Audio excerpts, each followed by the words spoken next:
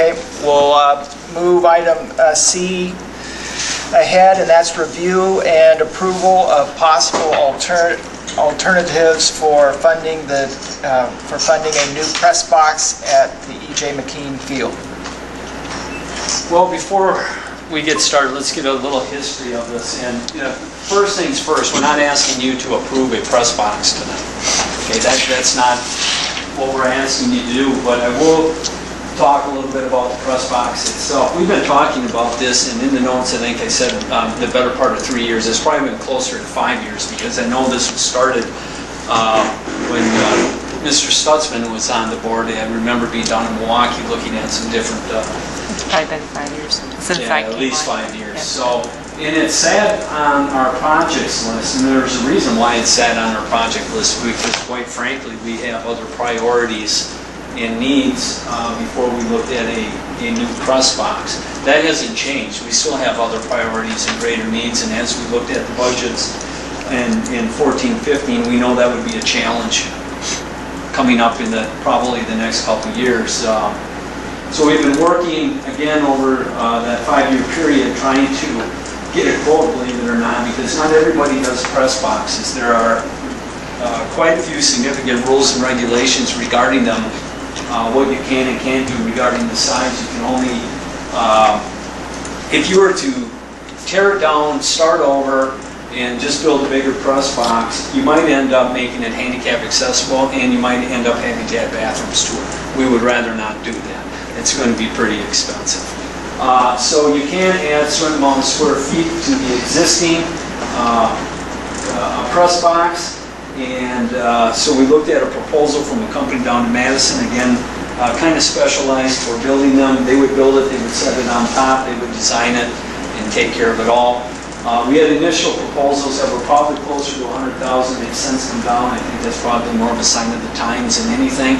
But you can see that you have different types of I-beam understructure or a tubular bleacher frame, and you can see the different prices, about $10,000 difference. Knowing we're probably not going to be able to do this out of a regular budget, basically the Booster Club and the Gridiron Club had approached me a couple years ago about saying, hey, what can we do to do some fundraising to make this happen? So really, all in all, we're here tonight to ask you for permission to start the process of fundraising to pay for a new press box so that it would not have to come out of the district budget. Now, having said that, I would say that, whenever we look at fundraising for projects in the district, sometimes depending on what's going on in the district, the district may decide, what, if you get X amount of dollars, we'll contribute the rest. But as I told those folks at this point in time, I don't know what that dollar amount is. I have no clue what it could even look like. If you asked me for a recommendation, I couldn't tell you, because we have other things that are looming a little bit larger than the press box. But I did think it's fair to start thinking about alternative ways to start looking at raising those dollars. So that's where we're at. We have Deb Reed and Mike Geneva. Deb's from the Booster Club and Mike's here. So if you had questions regarding what types of fundraising we're looking at, we're certainly not looking at paying for this by sales of Snickers bars. We would have to sell quite a few of them to make that happen. So we'd rather not see our kids, and that was one of the things we said right out of the chute. We'd rather not see kids going door to door to do this. This would be a bigger type of fundraising, I think, that we probably haven't seen in this district. So. Yeah, if you want to come forward and just tell us. Judy or Gary, if you had anything to add that I've thrown out at this point in time. I think you covered the main concerns that probably people may be wondering about.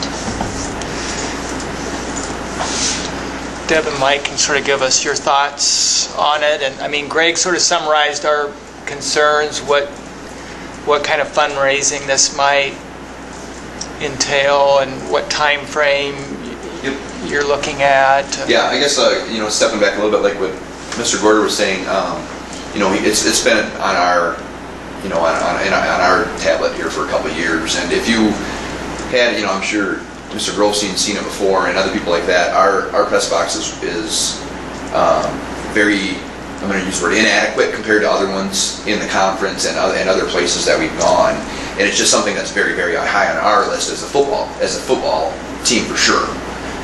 The way it sits right now, if you've seen it, I mean, we barely, we have, the media's in there. There's other people in there. Usually what happens when we go to a typical place is you'll have some coaches that'll come up there and they'll be able to watch the games and they scout like during the game. And usually you have a spot allocated, like if we're playing Sparta, for example. Sparta's coaches would be here, Toma's coaches would be here. Well, right now, currently, they're all up on top. And that's the way it's set up right now. So they're all in the elements, bad weather nights, they're sitting up there not having a very good time. And that was kind of the initial thought, was we want to get something a little bit bigger where we can get everybody inside and a little bit more comfortable, I guess, and things like that. So we've been working together a little bit, and together with us talking about some different ideas. We approached Mr. Gorder a little while ago and have been kicking it around for a while. Our initial thought right now was to begin to kick it all off. We were going to basically put together a letter, well written, coming from both the Sports Booster Club and from us, the Gridiron Club, and we're going to approach appropriate businesses here in the Toma area that we feel may have the possibility of being able to donate on a larger scale. Not your $25 or something like that. Right now we're trying to, once we get approval, we're going to kind of set those levels at what we feel appropriate. And then what we would do probably is we would come up with some sort of a rising scale that would, maybe a donor. I'm just going to throw some ideas out. Maybe a $1,000 donor would be considered like our first down club. And then maybe a $5,000 donor would be like, our field goal club. And then maybe like a $10,000 donor or something would be a touchdown club. And then the thought was down the road was we would maybe put up a nice, what's the word I'm looking for, kind of like a billboard or something on maybe one of the stands that basically says, thank you to these businesses that made this happen.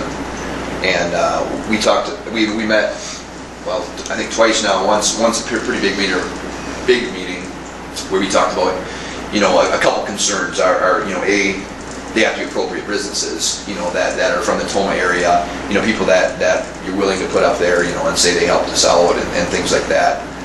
You can use your imagination for the inappropriate business that we want to be approaching, obviously, that we don't want up there, on beer things, stuff like that. So that was going to be our first thought, I guess, was to put that letter together and approach those people face to face and see where that takes us. And I think that's going to help set our timeline a little bit. If we get initial great response and overwhelming response right away, then we'll know, I suppose, best case scenario, I don't know if it would happen before next season, probably 2 seasons out. Worst case scenario, we'd have to just keep working at, other possibilities where it'd be more of a, whatever it has to be, 3 or 4 year project or something like that. From our standpoint, I guess we prefer to have it done as soon as possible. So. Mr. Gorder, the soil samples, can you explain a little bit about that for where the supports are resting? I say this, if you're familiar with high school and the building projects that have happened over the years, which I know Mr. Hennessy is very intimate with that, the soil conditions there are not ideal. That's why we have tennis courts at LaGrange. That's why we had to pour piers basically to put the addition on it to high school. The good news is that we did have a report done for the soil conditions out at the press box there, and those soil conditions came back that we do not have to do anything out of the extraordinary to put that in there. So we feel pretty comfortable with that. That could have raised the price considerably on the project itself. And the size is just short of having to add on the bathrooms and those regulations. The size limits that you need. There is a viewing box on top. We contacted the insurance companies to make sure that they were okay with that. We've probably designed it as big as it can get. We've tried to address a few concerns. If you were out at the existing press box, you really can't stand up underneath them because you'd be in way of the people that are actually in the press box. It's not limited use to just football. It is used during the track season, although there is not as many people probably in there. It is used during the Jesse Parker run. That could be a source for you folks if you wanted to check with those organizations for additional dollars. Relay for Life. Relay for Life will use it. Correct. so- I think we talked about it the other day. We said on a typical year, with you got middle school freshman, JV, varsity at the football level alone.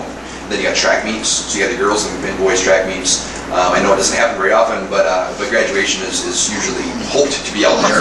But that doesn't.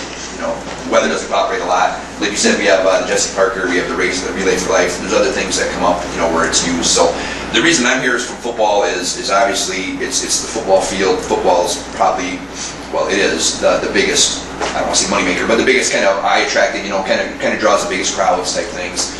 And we realize that puts us in the spotlight. So that's where we're hoping to take the bull by the horns, I guess, and get this going on our end. And Deb is president of the sports boosters, and they've graciously worked with us and are hoping to contribute as much as they can. But she also has to worry about all other sports as well, being the sports booster. So we've been working together really well on that. But you can even see from here, if you know anything about sports, it'd be a lot nicer because like say again we're playing Sparta. Tomo coaches can be here, Sparta coaches can be here, and be separated by this would be like media and things like that. So. Secret plans. I guess another thought that I called Mr. Gorder about that he said we should maybe bring up here, I believe, is another thought I had was as soon as possible, once we were kind of approved to move forward with it, I was hoping to actually talk to Mr. Rundio a little bit and maybe get a nice article written up that would maybe explain, kind of get it in the public eye a little bit. So these businesses that are being approached by us would maybe start, seeing the article in the paper and starting to take a look at it when they come out to the games or drive by and things like that. I think we figured this is over 30 years now, or about 30 years old. Probably I think. pretty close. I know it was there when I coached, and that's back in 90. That's when I was there. You were there. You coached me. So that was 1991 type thing. I believe they said the stadium, that was built in '82. That's right. Girl, maybe. I believe it. Okay. Yeah. So if the press box was there initially, that puts it just over 30 years old. So we think we've got a good plan for the press box, not at all concerned with that. Of course, prices, depending if we wait a year, 2 or 3, will probably change. Guaranteed they will change. But the structure itself, we should be good to go with unless there are some changes at the state level and what they're requiring there. So we go back to that other document that's embedded. There are some alternates, you could do metal siding on it, as you see on the bottom for another $5,300. The two different grid, the I-beam structure for the tubular. If we did the I-beam structure, we might be able to create storage underneath it. As I've told these folks, and the way we usually look at things, let's shoot for getting something that we can at least accomplish first, and let's worry about the next steps after that. Questions? Concerns? We do have a board policy regarding fundraising that they would have to adhere to, or we would ask them to adhere to anyways. They are organizations outside of our view of what they would be donating it towards us. And we've discussed that. Yeah, I think Mr. Gorder sort of explained the situation where we clearly want to encourage groups to help us with our facilities, and we don't want to discourage people from doing these things. I guess at this point you are sort of in a position to, if we approve this, to approach contributors without saying that the district is committing X amount. And as long as you know that, hopefully, I think everybody wants to support this idea, but because of the fiscal situation, we don't feel like we're in a position to just commit to a certain amount. So it also puts you, I guess, in the position of having to approach people with them knowing they're contributing to something that doesn't have a final commitment. I guess you understand what I'm... I guess, yeah, I do see where you're headed, yeah. I said that more confusingly than Mr. Gorder said it. It's just... and I guess that's what we just need to know is we just want kind of, I guess, approval, hopefully, that we can just basically go forward to start getting these pledges, to start getting, just getting the base underneath us so we can just get things rolling a little bit better. And this first wave will definitely tell us, Okay. what the possibilities are as far as the time frame or possibility at all, I guess, what we get with this big response here. Because I don't, like he was saying, candy bar sales, we even kicked around, raffle ticket, sales like that. But in all actuality, those are going to get you, $500 there, $1,000 here, and we need to come up with a way to get a big chunk faster. This is new for Toma, but it's not new across the state.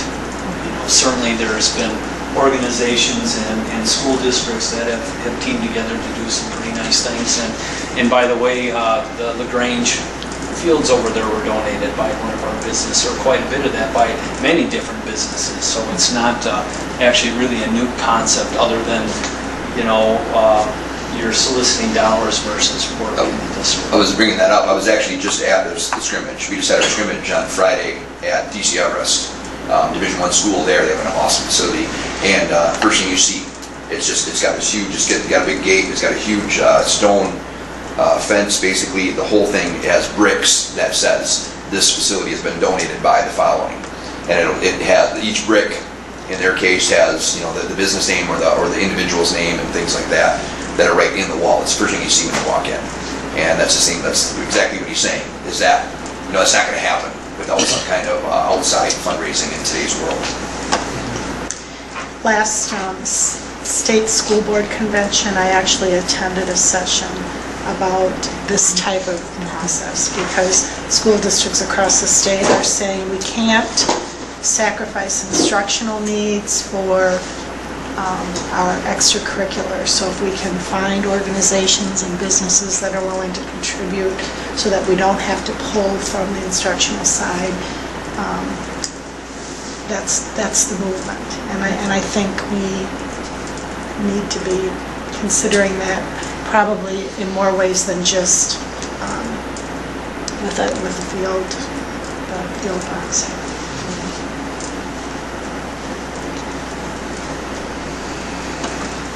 Deb?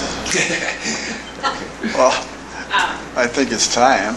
I mean, the structure has been there a good number of years, and this has been an issue for quite some time as far as building a new one. So I think we ought to take an initial burst here and start the ball rolling. When you consider the amount of spectator sport type thing, it's probably number one in our school district. And I think there's a number of people in this community that enjoy football games that are there. So I think it's a real need to move ahead with it. But like you said, Greg, for us to forward the amount of funds for it, it really isn't possible at this time with budget constraints that we have, and it's just something that I think It's unfortunate. This might have been doable 5 years ago. It very well could have been doable 5 years ago, and I think it probably would have risen on that priority list, but it keeps going down, and I don't ever see it. It's not a safety issue in the end. I mean, we can function the way it is. It's just not ideal. And when I say not ideal, it's very cramped. There's not a lot of room. You do have to have people upstairs, and they're coming with an alternative with us to help us with an issue that's not a priority, and I don't know why. I guess we would not take advantage of that. I will make a motion to approve moving forward with fundraising through your two. Anything you wanted to really add or Activities. for you, everybody? You pretty much said the only thing, I guess, I think that if we can get the phrase out there that, our press box is worse than Sparta's. That's the campaign right there. That is the headline in the newspaper, Mr. Rendio. We can, I think that will. So, yeah. The dollars will come rolling in now.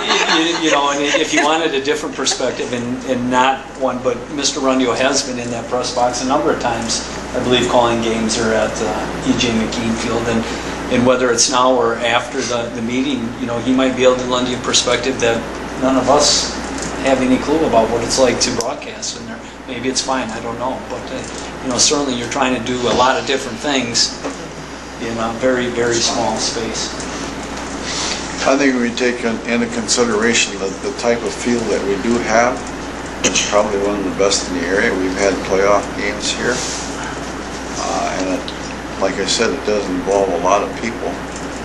So the people within the community would support this thing, I'm sure. And again, that's exactly like Mr. Gorder started. You know, we're not asking for a lot. We can finish it all. You know, just let us go. Well, certainly it's certainly a consideration with all the coaches that are involved here, Mike. They've been pushing this issue for quite some time. Correct. We've had other coaches talk to us on the side, you know, before or after the game, saying, "Where are we supposed to set up?" or "Boy, that was horrible," or whatever. Yeah. And anyways, we said it all. You know, we don't need that for the type of facility that we do have. Correct. we don't want to kill that kind of attitude. We don't want to get in the way. You know, we don't know what it'll be like next year or 2 years, and we have a group that's trying to make something happen, and let's let them try to make something happen. So we certainly appreciate you taking the initiative here. Do we have a The second only yet? thing that I would just, make sure that we clarify in the motion, or whether it's not, is number one, if we're going to, you've made a motion to approve the fundraising, that do you want to make sure that it's within the guidelines of the district board policy? And then number two, before any work is started on that, that we bring that work back to the board facilities, and then that's brought back to the full board. And then finally, we just don't put up thank you signs anywhere in the district, so I would think once you have a plan for that, that should again be brought through the board facilities to ensure that that's kind of where the district Just understandable, yeah. And I had my wife actually took a picture with her iPhone of the one in UC Everest just to get some wording and ideas, so I agree. So you're suggesting those be sort of stipulations or as part of the motion, or at least understood as part of the motion? I think at the very least understood, so that everybody's kind of on the same page where we're going with this. Well, So a motion to approve moving forward with fundraising within the policy guidelines for the school district, and further, do you remember all that? For the review of further review by the board. Facilities and the Facilities board. and the board. stated progress. And maybe they want to come back and update us at, We will definitely throughout do the that, year, sometime later in the year, if the fundraising is going well, maybe Right. come and let us know that, or... Probably by the end of the season, I would think that we would have a pretty firm hold on where we're at. It would probably depend on how we do. No pressure on the football players. The tighter you get and the more concrete you get with fundraising plans and potentially adding, sponsorship to it, then those are things I think the board is really going to want to stay up with at that point in time. Okay.